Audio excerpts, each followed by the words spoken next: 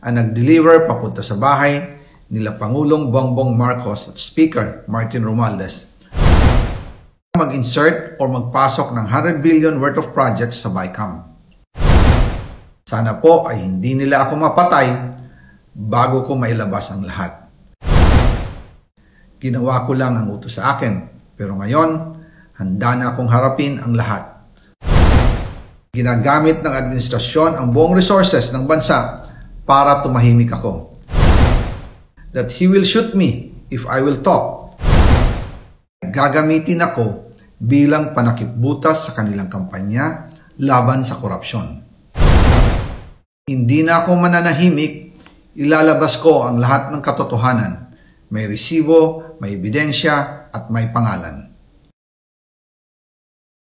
Kaya ngayon ay hinahamon ko si Ombudsman Remulla kung seryoso talaga siya sa mga sinasabi niya sa kanyang press release na idadamay niya pati si Martin Romualdez kung magbibigay ako ng ebidensya.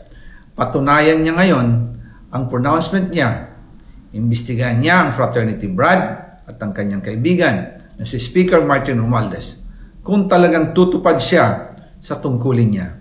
Imbestigahan din niya si President Bongbong Marcos. Sabi nga ni BBM nung SONA, let's do it right at mahiya naman kayo, hindi po ba? Nananawagan din po ako sa Senado na imbestigahan ang 100 billion insertion ni Presidente. Alam ko po na hindi gagawin ni Ombudsman Remulla ang hamon ko. Pero magaling ang Senado sa investigasyon at ako ay naniniwala na dahil sa kanila, lalabas ang katotohanan. Yung pong listahan ng mga projects, ilalabas ko din kasama ng video na ito. Dahil dito, mas lalong darami ang ipa-file na kaso sa akin. Ginagamit ng administrasyon ang buong resources ng bansa para tumahimik ako, para masira ang aking kredibilidad. Darami din ang banta sa buhay ko at ng aking pamilya. March 2025 pa lang, si Speaker ay nagpaparinig na sa akin sa aming meeting that he will shoot me if I will talk. At pagkatapos niyang sabihin sa akin in a phone call na don't come home, we will take care of you, tumawag ulit si Speaker Martin at sinabihan niya ako na pag umuwi ako will be dangerous. Kasi they might hire someone to do a rob out on me or hire the police to kill me while in jail. Una pa lang ito sa mga gusto kong ibunyag. Marami pa akong dadalhin sa liwanag.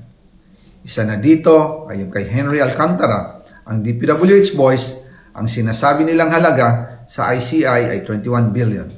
Hindi po totoo yan. Ang totoong numero ay 56 billion pesos at yung pong halaga na yan ay kay Pangulong Bongbong Marcos at Martin Romualdez na punta lahat. Ilalabas ko po ang buong detalye sa darating na mga araw. Kaunting pasensya pa po. Sana po ay hindi nila ako mapatay bago ko mailabas ang lahat.